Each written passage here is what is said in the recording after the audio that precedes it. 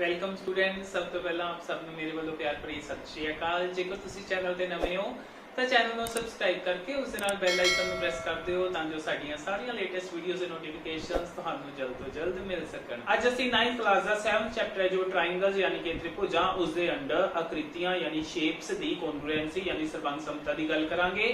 फिर देखांगे कि त्रिभुजां दे विच सरबंग समता किस तरह हुंदी है ते त्रिभुजां दी सरबंग समता यानी कॉन्ग्रुएंसी दे लई किहड़े-किहड़े रूल्स हुंदे ने।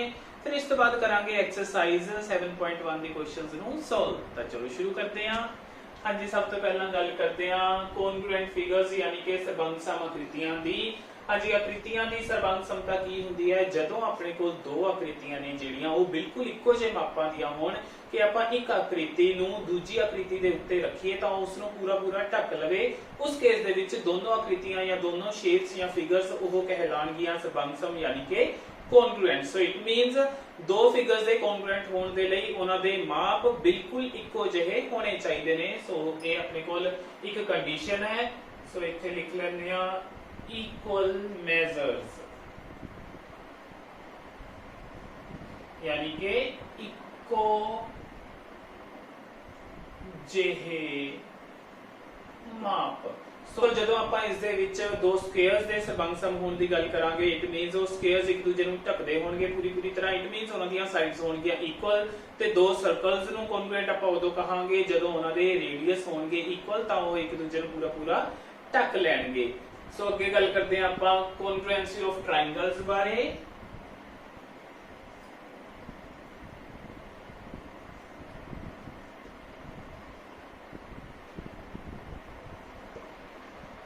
यानी कि त्रिभुजां विच सरबंग समता।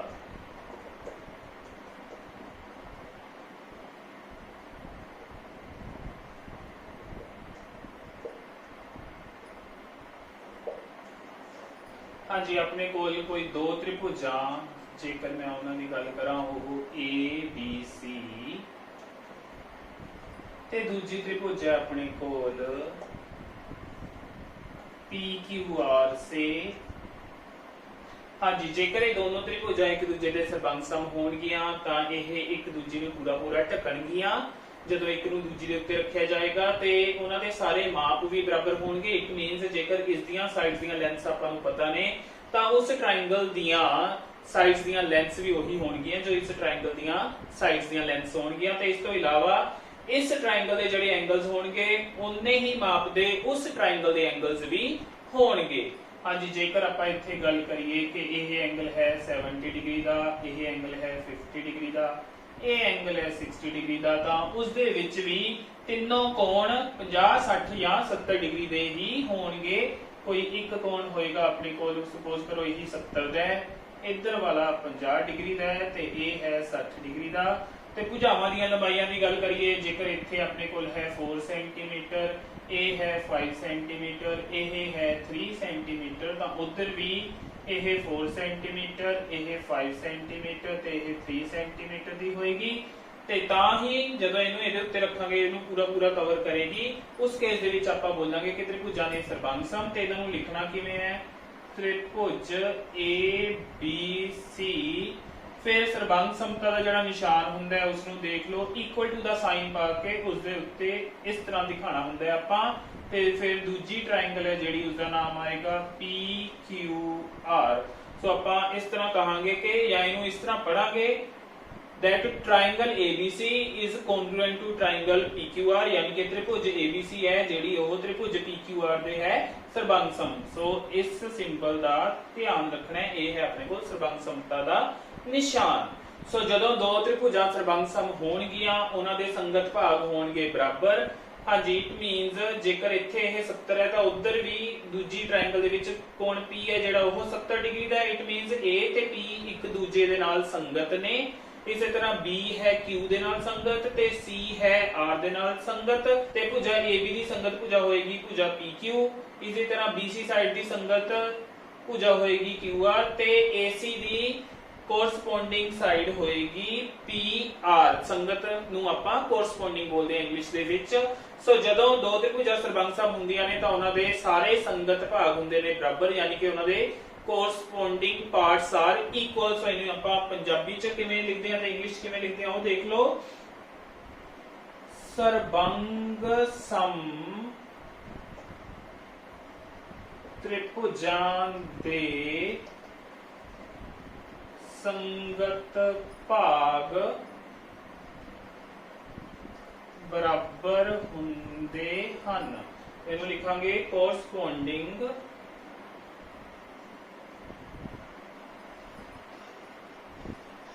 पार्ट्स ऑफ congruent triangles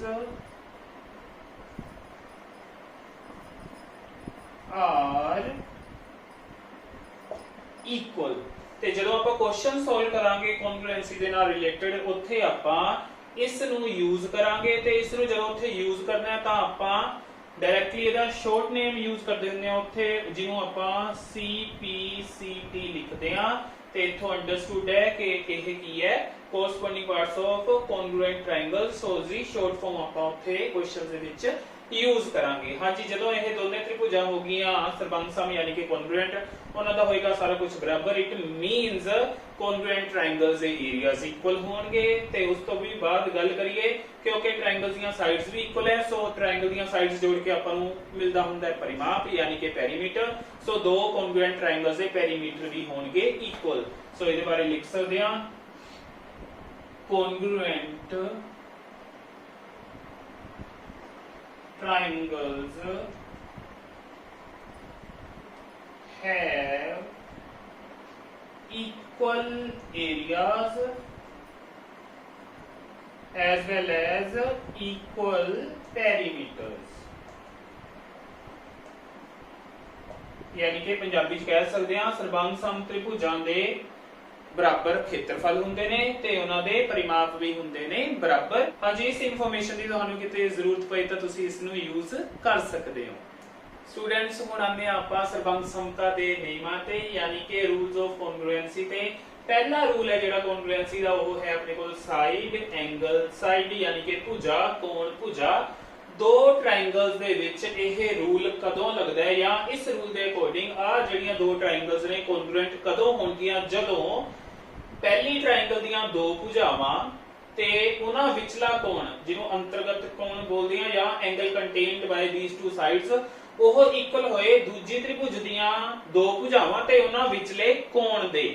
ਸੋ ਜੇਕਰ ਮੈਂ ਇੱਥੇ ਲਵਾਂ AB ਨੂੰ 5 ਸੈਂਟੀਮੀਟਰ ਸੇ ਇਹਨੂੰ ਲਵਾਂ 6 ਸੈਂਟੀਮੀਟਰ ਤੇ ਆਹ ਕੋਣ ਮੈਂ ਲਵਾਂ 60 ਡਿਗਰੀ ਤੇ ਉਧਰ ਮੈਂ ਇਸ ਨੂੰ ਲਵਾਂ 5 ਸੈਂਟੀਮੀਟਰ ਤੇ ਇਸ ਨੂੰ ਲਵਾਂ 6 ਸੈਂਟੀਮੀਟਰ ਤੇ ਉਹਨਾਂ ਦੇ ਵਿਚਲਾ ਕੋਣ ਲਵਾਂ 60 ਡਿਗਰੀ ਤਾਂ ਇਹ ਦੋਨੋਂ ਟ੍ਰਾਇੰਗਲਸ ਸਾਈਡ ਐਂਗਲ ਸਾਈਡ ਯਾਨੀ ਕਿ ਭੁਜਾ ਕੋਣ ਭੁਜਾ ਰੂਲ ਜਾਂ ਨਿਯਮ ਦੇ ਅੰਤਰਗਤ ਹੋਣਗੀਆਂ ਇੱਕ ਦੂਜੇ ਦੇ ਸਰਬੰਗ ਸਮ।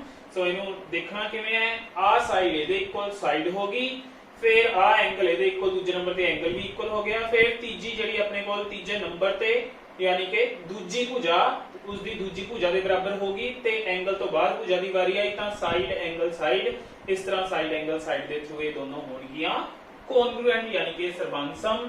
ਸੋ ਇਹਨੂੰ ਇਹਦੇ ਬਾਰੇ ਲਿਖ ਸਕਦੇ ਹਾਂ ਆਪਾਂ ਜਦੋਂ ਇੱਕ त्रिभुज दियां दो भुजावां ਅਤੇ ਉਹਨਾਂ ਦੇ ਅੰਤਰਗਤ ਕੋਣ ਦੂਜੀ त्रिभुज ਦੀਆਂ ਦੋ ਭੁਜਾਵਾਂ ਅਤੇ ਉਹਨਾਂ ਦੇ ਅੰਤਰਗਤ ਕੋਣ ਦੇ ਬਰਾਬਰ ਹੋਵੇ ਤਾਂ ਦੋਨੋਂ ਟ੍ਰਾਇੰਗਲਸ ਕੌਨਗਰੂਐਂਟ ਹੋਣਗੀਆਂ ਬਾਈ ਦਿਸ ਰੂਲ। ਸਾਈਡ ਐਂਗਲ ਸਾਈਡ ਨੂੰ ਆਪਾਂ ਸ਼ੋਰਟ ਦੇ ਵਿੱਚ SAS ਨਿਯਮ ਵੀ ਬੋਲਦੇ ਆ ਜਾਂ SAS ਰੂਲ ਵੀ ਬੋਲਦੇ ਆ। ਇੰਗਲਿਸ਼ ਚ ਇਹਨੂੰ ਕਹਿਣਾ ਚਾਹੀਏ ਤਾਂ ਆਪਾਂ ਇਹਦੇ ਬਾਰੇ ਲਿਖ ਸਕਦੇ ਹਾਂ when two sides and angle contained by them of one triangle is equal to two sides and angle contained by them of second triangle।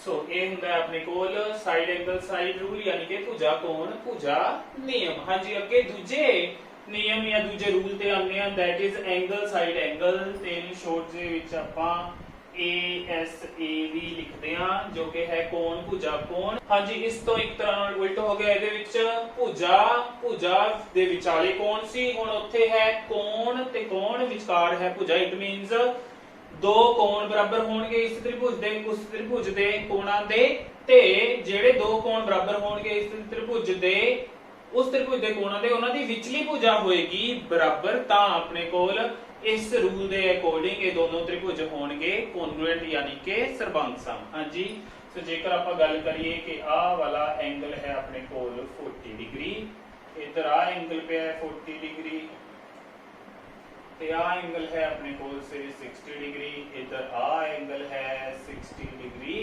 ਤੇ ਆ ਭੁजा ਹੈ ਆਪਣੇ ਕੋਲ 5 ਸੈਂਟੀਮੀਟਰ ਦੈਨ ਇਧਰ y z ਹੈ ਆਪਣੇ ਕੋਲ 5 ਸੈਂਟੀਮੀਟਰ ਤਾਂ ਇਹ ਦੋਨੋਂ ਟ੍ਰਾਇੰਗਲਸ ਹੋਣਗੇ ਕੋਨਗਰੂਐਂਟ ਕਿਹੜੇ ਰੂਲ ਦੇ ਅਕੋਰਡਿੰਗ ਐਂਗਲ ਸਾਈਡ ਐਂਗਲ ਇਧਰ ਐਂਗਲ ਦੇ ਬਦਲੇ ਆ ਐਂਗਲ ਪਿਆ ਹੈ ਆ ਸਾਈਡ ਦੇ ਬਦਲੇ ਆ ਸਾਈਡ ਇਕੁਅਲ ਪਈ ਹੈ ਤੇ ਇਸ ਐਂਗਲ ਦੇ ਬਦਲੇ ਆ ਐਂਗਲ ਇਕੁਅਲ ਪਿਆ ਹੈ। ਸੋ ਐਂਗਲ ਸਾਈਡ ਐਂਗਲ ਦੇ ਥਰੂ ਇਸ ਤਰ੍ਹਾਂ ਦੋ त्रिभुज ਹੁੰਦੇ ਨੇ ਕੋਨਗਰੂਐਂਟ। ਸੋ ਇਹਨੂੰ ਲਿਖਿਆ ਜਾਏਗਾ triangle ABC congruent to triangle XYZ। हाँ जी इत्थे ये भी ध्यान देने वाली गल है जेकर इत्थे 40 ते 60 ने दूजी ट्रायंगल च 40 इत्थे भी हो सकता है 60 इत्थे भी हो सकता है पर उन्हां दे विचकार वाली भुजा 5 है तो उधर भी उन्हां दे विचकार ही होवे 5 सेंटीमीटर वाली भुजा।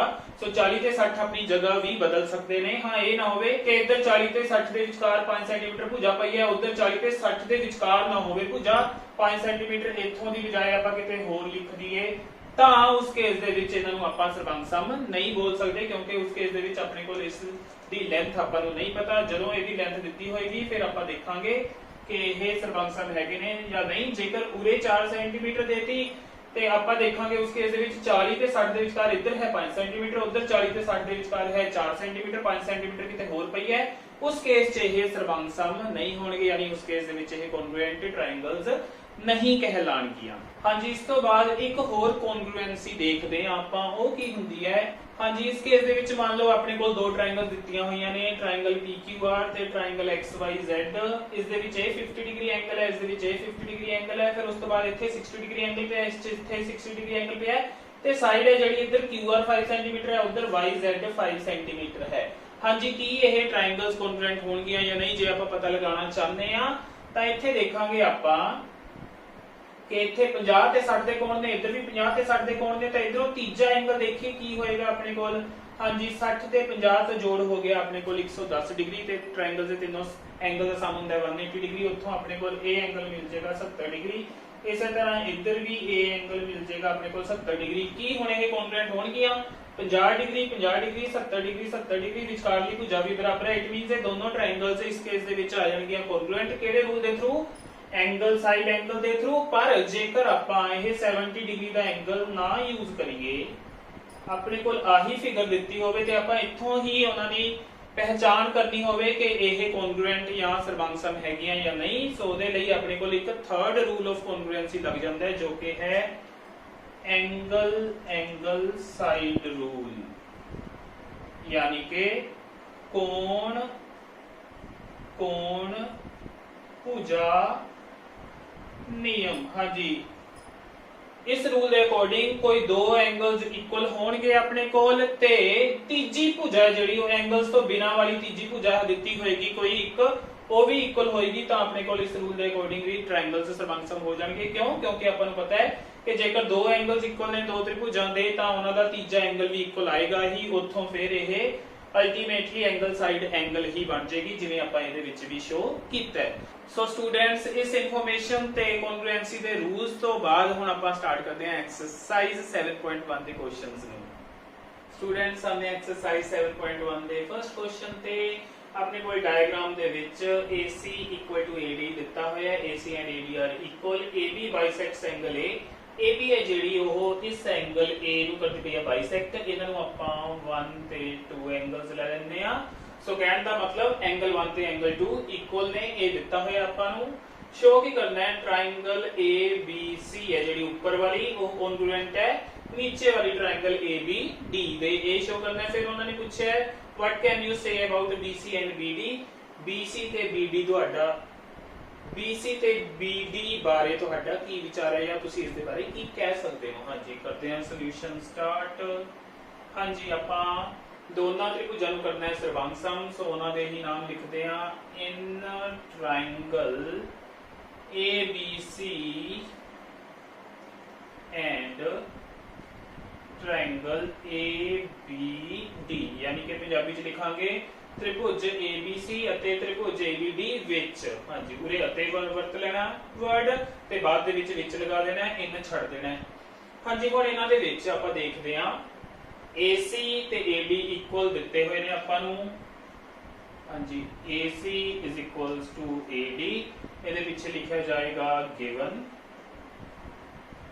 ਯਾਨੀ ਪੰਜਾਬੀ ਚ ਲਿਖਾਂਗੇ ਦਿੱਤਾ ਹੈ। फिर आने आप एंगल ते, क्योंकि आप ਇਹਦੇ ਵਿੱਚ ਲਗਾਉਣ ਜਾ ਰਹੇ ਹਾਂ रूल है, क्योंकि आप ਇਹਦੇ ਵਿੱਚ ਲਗਾਉਣ ਜਾ ਰਹੇ ਹਾਂ SAS रूल, यानी कि भुजा कोण भुजा वाला ਜਿਹੜਾ रूल है वो। हाँ जी, angle 1 is equals to angle 2, AB है अपने कोल गिवन, यानी कि ਦਿੱਤਾ है। हाँ जी, ये कित्थों आया सी अपने कोल, क्योंकि जी AB है वो एंगल A ਨੂੰ ਕਰਦੀ ਹੈ ਬਾਈਸੈਕਟ। ਚਾਹੇ ਤਾਂ ਉਹ ਲਿਖ ਸਕਦੇ ਹੋ ਇੱਥੇ क्योंकि AB ਕੋਣ A ਨੂੰ ਸਮਦੁਭਾਜਿਤ ਕਰਦੀ ਹੈ ਇਸ ਤਰ੍ਹਾਂ, ਜਾਂ ਫਿਰ AB ਬਾਈਸੈਕਟਸ ਐਂਗਲ A, ਚਾਹੇ ਉਵੇਂ ਲਿਖਦੇ ਹੋ ਚਾਹੇ ਇਸ ਤਰ੍ਹਾਂ ਤੁਸੀਂ ਗਿਵਨ ਯਾਨੀ ਕਿ ਦਿੱਤਾ ਹੈ ਲਿਖ ਸਕਦੇ ਹੋ। ਫਿਰ ਆ ਭੁਜਾ ਇਹਦੇ ਬਰਾਬਰ, ਆ ਕੋਣ ਇਹਦੇ ਬਰਾਬਰ, ਤਾਂ ਇਸ ਤ੍ਰਿਭੁਜ ਚੋਂ ਤੀਜੀ ਭੁਜਾ ਹੋਈ AB ਤੇ ਇਸ ਤ੍ਰਿਭੁਜ ਦੀ ਵੀ ਤੀਜੀ ਭੁਜਾ ਹੋਈ AB, ਦੋਨਾਂ ਦੇ ਵਿੱਚ AB ਹੈ ਜਿਹੜੀ ਉਹ आ रही है, तो इट मींस ये दोनों च है सांझी यानी कि कॉमन। सो ਇਹਦੇ ਬਾਰੇ ਲਿਖਾਂਗੇ AB is equals to AB सांझी भुजा, यानी कि इंग्लिश च लिख सकते हो कॉमन साइड या कॉमन। हाँ जी, हुण अपने कोल एक भुजा हुई, फिर एक कोण होया, फिर एक भुजा हुई, यानी SAS दे थ्रू ये हो जाएंगे कॉन्ग्रुएंट। सो इत्थे लिखांगे triangle, so triangle ABC congruent to triangle ABD कादे राही, SAS राही इस तरह, या फिर by SAS। पूरे 100 की जगह पे पंजाबी मीडियम वाले स्टूडेंट्स इसलिए लिख सकते हैं। सो ये हो गई अपनी हुण सरबंग सम यानी कि कॉन्ग्रुएंट।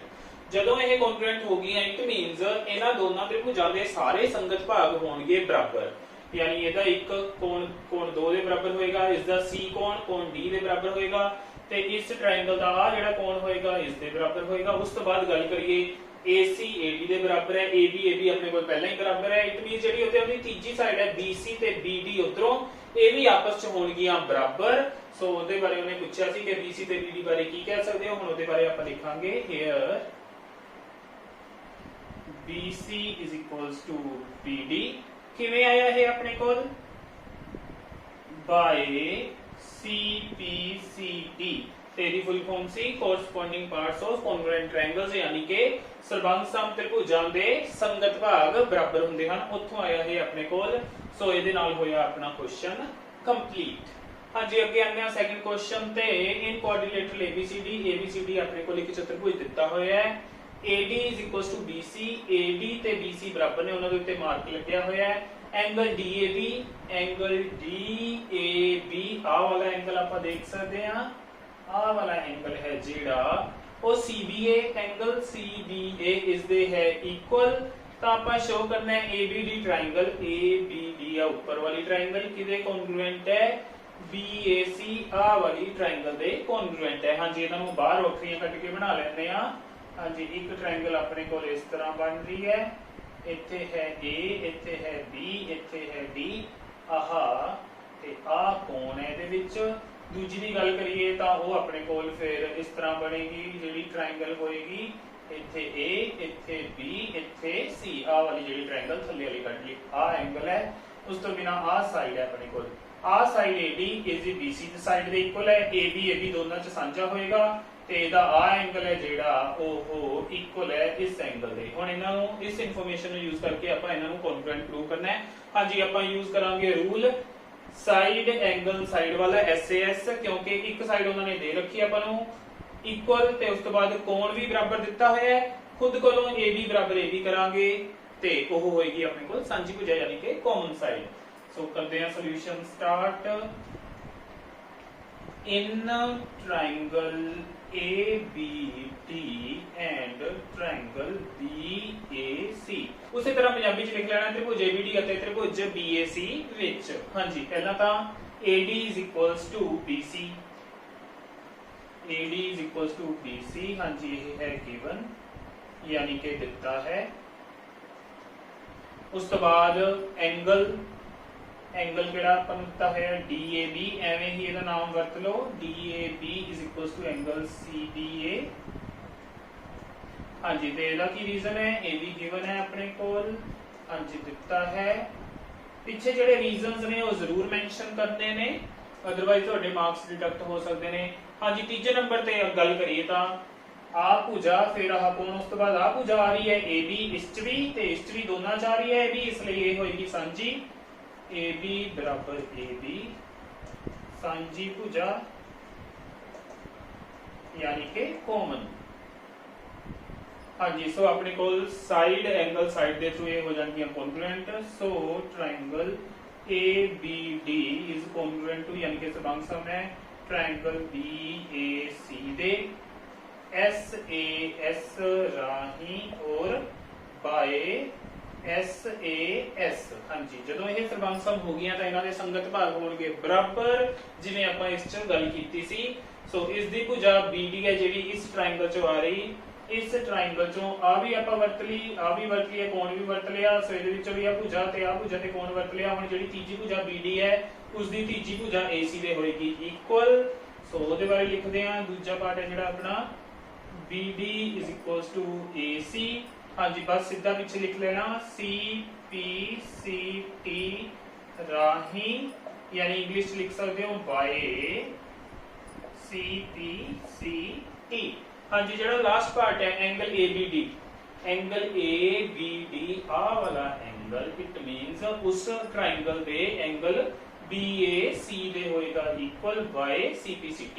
ਸੋ ਇਹਦੇ ਬਾਰੇ ਵੀ ਆਪਾਂ ਡਾਇਰੈਕਟਲੀ ਲਿਖ ਦੇਣਾ। थर्ड पार्ट है जेड़ा angle ABD is equal to angle BAC by CPCT।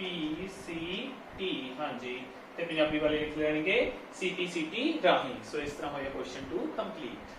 Students हुण आंदे एक्सरसाइज दे थर्ड क्वेश्चन ते स्टेटमेंट है AD and BC are perpendiculars to AB। AD ਤੇ BC ਨੇ ਜਿਹੜੇ ਉਹ AB ਦੇ ਉੱਤੇ ਲੰਬ ਨੇ, ਦੋਨੋਂ ਲੰਬ ਯਾਨੀ ਕਿ 90 ਡਿਗਰੀ ਦਾ ਕੋਣ ਬਣਾਉਣ ਵਾਲੀਆਂ lines. Prove that CD ਬਾਈਸੈਕਟਸ AB। ਜਿਹੜੀ CD ਲਾਈਨ ਹੈ ਉਹ AB ਨੂੰ ਲੰਬ, ਜਿਹੜੀ CD ਲਾਈਨ ਹੈ ਉਹ AB ਨੂੰ ਸਮਦਭਾਜਿਤ ਕਰਦੀ ਹੈ ਯਾਨੀ ਕਿ ਦੋ ਬਰਾਬਰ ਭਾਗਾਂ ਵਿੱਚ ਵੰਡਦੀ ਹੈ, ਉਹਨੂੰ ਬੋਲਦੇ ਆ ਆਪਾਂ ਉਹਨੂੰ ਬਾਈਸੈਕਟ ਕਰਦੀ ਹੈ। ਹਾਂਜੀ ਕਰਦੇ ਆ ਇਸ ਦਾ ਸੋਲੂਸ਼ਨ ਸਟਾਰਟ। ਸਭ ਤੋਂ ਪਹਿਲਾਂ ਆਪਾਂ ਕੌਨਗਰੂਐਂਟਸ ਨੂੰ ਕਰਾਂ, सब तो पहला ਆਪਾਂ ट्रायंगल्स ਨੂੰ ਕਰਾਂਗੇ ਕੌਨਗਰੂਐਂਟ ਇਹਨਾਂ ਦੋਨਾਂ ट्रायंगल्स ਨੂੰ। ਹਾਂਜੀ ਇਹਨਾਂ ਦੇ ਨਾਮ ਲਿਖਦੇ ਆ in triangle AOD and triangle BOC। ਹਾਂਜੀ ਪੰਜਾਬੀ ਵਾਲੇ ਲਿਖ ਸਕਦੇ ਨੇ ਤ੍ਰਿਭੁਜ AOD ਅਤੇ ਤ੍ਰਿਭੁਜ BOC ਵਿੱਚ।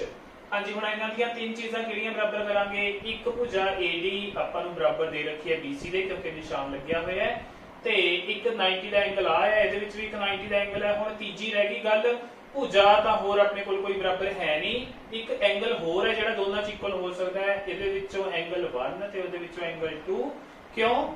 ਕਿਉਂਕਿ ਇੱਥੇ ਬਣਦਾ ਪਿਆ ਕ੍ਰੋਸ ਤੇ ਕ੍ਰੋਸ ਦੇ ਉੱਤੇ ਜਿਹੜੇ ਐਂਗਲਸ ਹੁੰਦੇ ਨੇ ਉਹ ਹੁੰਦੇ ਨੇ ਵਰਟੀਕਲੀ ਆਪੋਜ਼ਿਟ ਐਂਗਲਸ, ਯਾਨੀ ਕਿ ਸਿਖਰ ਸਨਮੁਖ ਕੋਣ, ਉੱਥੋਂ ਇਹ ਦੋਨੋਂ ਹੋ ਜਾਣਗੇ ਬਰਾਬਰ। ਸੋ ਦੋ ਤ੍ਰਿਭੁਜਾਂ ਦੇ ਵਿੱਚ ਦੋ ਕੋਣ ਬਰਾਬਰ ਹੋ ਜਾਣਗੇ ਤੇ ਇੱਕ ਭੁਜਾ। ਸੋ ਐਂਗਲ ਸਾਈਡ ਯਾਨੀ ਕਿ ਕੋਣ ਭੁਜਾ ਦੇ ਥਰੂ ਆਪਾਂ ਇਹਨਾਂ ਨੂੰ ਕਰਾਂਗੇ ਕੌਨਗਰੂਐਂਟ। ਤਾਂ ਕਰਦੇ ਹਾਂ ਸਟਾਰਟ। ਹਾਂ ਤਾਂ ਕਰਦੇ ਹਾਂ ਅੱਗੇ ਸੋਲਵ। ਹਾਂਜੀ ਆਪਣੇ ਕੋਲ ਆ ਜਾਏਗਾ, ਤਾਂ ਕਰਦੇ ਹਾਂ ਅੱਗੇ ਸੋਲਵ। ਆਪਣੇ ਕੋਲ ਆ ਜਾਏਗਾ ਪਹਿਲਾਂ ਤਾਂ angle 1 is equal to angle 2। हाँ जी पीछे रीजन वर्टिकली ऑपोजिट एंगल्स, यानी के शिखर सन्मुख कोण। हाँ जी उस तो बाद 90 का एंगल है, angle A is equals to angle B is equals to 90 degree each. हाँ जी पंजाबी मीडियम वाले इस तरह लिख सकते हैं 90 डिग्री हरेक। ओके दो कोण हो गए। उस तो बाद AD is equals to BC, AD is equals to BC ये है गिवन यानी के दिता है। सो एंगल साइड दे थ्रू ये हो जाएंगे congruent. So triangle AOD is congruent to triangle BOC through angle side. हाँ जी हुण जदों ये कॉन्ग्रुएंट हो गई अपने कोल, फिर आपां नूं पता है दो कॉन्ग्रुएंट ट्रायंगल्स दे सारे जिहड़े कोरस्पोंडिंग पार्ट्स हुंदे ने वो हुंदे ने इक्वल, यानी कि दो सर्वंग सम त्रिभुजां दे संगत भाग हुंदे ने बराबर। सो उत्थों आपां कह सकदे हां कि जेड़ा है AO वो बराबर होएगा BO they, which implies AO is equals to BO by CPCT, यानी CPCT राही। हाँ जी जदों AO बराबर हो गया BO इट मीन्स CD ने AB ਨੂੰ ਦੋ ਬਰਾਬਰ ਭਾਗਾਂ ਵਿੱਚ ਵੰਡ ਦਿੱਤਾ ਤੇ CD ਨੇ ਜਦੋਂ AB ਨੂੰ ਦੋ ਬਰਾਬਰ ਭਾਗਾਂ ਵਿੱਚ ਵੰਡਿਆ it means CD bisects AB, which implies CD bisects AB, या पंजाबी च लिखा जाएगा इसलिए CD, AB ਨੂੰ सम दोभाजित करती है। हाँ जी ये क्वेश्चन होया अपना कंप्लीट। आगे हैं फोर्थ क्वेश्चन पे। टू पैरेलल लाइंस P ते Q दो पैरेलल लाइंस ने ये कटदियां पईयां ने दो होर पैरेलल लाइंस L ते M ਨੂੰ, यानी ਇਹ ਵੀ ਸਮਾਂਤਰ ਨੇ, ਇਹ ਅੱਗੋਂ L ਤੇ M ਜਿਹੜੀਆਂ ਸਮਾਂਤਰ ਨੇ ਉਹਨਾਂ ਨੂੰ ਕੱਟਦੀਆਂ ਪਈਆਂ ਨੇ। ਹਾਂਜੀ ਆ ABCD ਆਪਣੇ ਕੋਲ ਇਹਨਾਂ ਦੇ ਕਾਟ ਬਿੰਦੂ ਨੇ ਜਿੱਥੇ ਇਹ ਇੰਟਰਸੈਕਟ ਕਰਦੀਆਂ ਪਈਆਂ ਨੇ। prove that ABC triangle, this triangle ABC is congruent to triangle CDA, यानी आ वाली त्रिभुज ते आ त्रिभुज ਨੂੰ ਆਪਾਂ ਕਰਨਾ ਹੈ ਸਰਵੰਗ ਸਮ ਸਿੱਧ। ਕਰਦੇ ਹਾਂ ਸਟਾਰਟ ਇਜ਼ ਦਾ ਸੋਲੂਸ਼ਨ। ਹਾਂਜੀ ਸੋਲੂਸ਼ਨ ਦੇ ਵਿੱਚ ਦੇਖਦੇ ਹਾਂ ਆਪਾਂ, ਕਿਉਂਕਿ ਆ ਜਿਹੜੀਆਂ PQ ਤੇ LM ਨੇ ਸਮਾਂਤਰ ਰੇਖਾਵਾਂ ਯਾਨੀ ਪੈਰਲਲ ਲਾਈਨਸ, ਜਦੋਂ ਇਹ ਆਪਸ ਵਿੱਚ ਕੱਟਣਗੀਆਂ ਤੇ ਇੱਕ ਪੈਰਲਲੋਗ੍ਰਾਮ ਯਾਨੀ ਕਿ ਸਮਾਂਤਰ ਚਤੁਰਭੁਜ ਬਣੇਗੀ ਤੇ ਸਮਾਂਤਰ ਚਤੁਰਭੁਜ ਦੀਆਂ ਆਪਸ ਆਪਣੀਆਂ ਭੁਜਾਵਾਂ ਹੁੰਦੀਆਂ ਨੇ ਬਰਾਬਰ। ਇਸ ਲਈ इस ट्रायंगल दी AB साइड है उस ट्रायंगल दी CD साइड दे इक्वल हो जाएगी। उस तो बाद गल करिए एंगल B दी तां वो हो जाएगा एंगल D दे इक्वल। क्यों? क्योंकि समांतर चतुर्भुज दे सन्मुख कोण हुंदे ने बराबर। फिर उस तो बाद BC बराबर हो जाएगी AB दे, AB हो जाणगियां समांतर चतुर्भुज यानी कि पैरेललोग्राम दियां ऑपोजिट साइड्स। तां उत्थों अपने कोल SAS दे थ्रू ये दोनों ट्रायंगल्स हो जाणगियां कॉन्ग्रुएंट। सो पहला लिखदे हां कि यह एक समांतर चतुर्भुज है। Here ABCD is a parallelogram.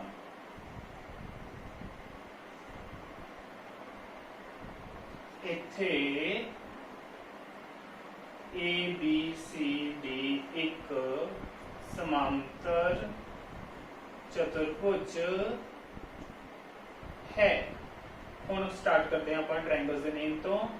In triangle ABC and triangle CDA, हाँ जी AB is equals to CD. Reason opposite sides of parallelogram, यानी के समांतर चतुर्भुज दियां सन्मुख भुजावां। फिर एंगल ते आंदे आ, angle B is equal to angle D. कारण ਇਹਦਾ ਕੀ ਹੋਏਗਾ, ਇਹਦਾ ਰੀਜ਼ਨ ਕੀ ਹੋਏਗਾ, opposite angles of parallelogram are equal। opposite angles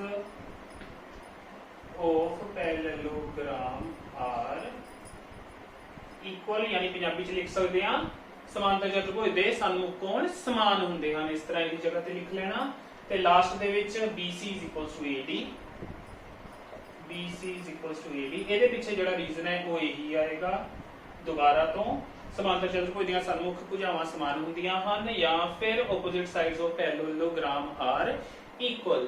ਸੋ ਆਪਣੇ ਕੋਲ ਭੁਜਾ ਕੋਣ ਭੁਜਾ ਰਾਹੀਂ ਇਹ ਦੋਨੋਂ ਟ੍ਰਾਇੰਗਲਸ ਹੋ ਜਾਣਗੀਆਂ ਸਰਬੰਗਸਮ। ਸੋ ਇੱਥੇ ਲਿਖਾਂਗੇ ਸੋ triangle ABC congruent to triangle, ਦੂਜਾ ਨਾਮ ਸੀ ਆਪਣੇ ਕੋਲ CDA। ਹਾਉ ਕਿਵੇਂ ਹੋਈਆਂ ਇਹ, SAS ਰਾਹੀਂ ਜਾਂ ਫਿਰ ਬਾਏ SAS। ਸੋ ਸਟੂਡੈਂਟਸ ਮੈਨੂੰ ਉਮੀਦ ਹੈ ਜੋ ਅੱਜ ਆਪਾਂ ਕੌਨਗਰੂਐਂਟ ਟ੍ਰਾਇੰਗਲਸ ਬਾਰੇ ਡਿਸਕਸ਼ਨ ਕੀਤੀ ਤੇ ਉਸ ਤੋਂ ਬਾਅਦ ਐਕਸਰਸਾਈਜ਼ 7.1 ਦੇ ਜਿਹੜੇ ਕੁਐਸਚਨ ਸੋਲਵ ਕੀਤੇ ਉਹ ਤੁਹਾਨੂੰ ਚੰਗੀ ਤਰ੍ਹਾਂ ਸਮਝ ਆ ਗਏ ਹੋਣਗੇ। ਫਿਰ ਵੀ ਕੋਈ ਪ੍ਰੋਬਲਮ ਹੋਏ ਤਾਂ ਤੁਸੀਂ ਮੈਨੂੰ ਕਮੈਂਟ ਸੈਕਸ਼ਨ ਦੇ ਵਿੱਚ ਜਾ ਕੇ ਪੁੱਛ ਸਕਦੇ ਹੋ। ਵੀਡੀਓ ਚੰਗੀ ਲੱਗੀ ਹੋਏ ਤਾਂ ਇਸ ਨੂੰ ਲਾਈਕ ਕਰੋ ਤੇ ਆਪਣੇ ਹੋਰ ਫਰੈਂਡਸ ਤੇ ਸਟੂਡੈਂਟਸ ਦੇ ਨਾਲ ਸ਼ੇਅਰ ਜ਼ਰੂਰ ਕਰੋ ਤੇ ਵੀਡੀਓ ਨੂੰ ਲਾਸਟ ਤੱਕ ਦੇਖਣ ਲਈ ਤੁਹਾਡਾ ਸਾਰਿਆਂ ਦਾ ਥੈਂਕਸ।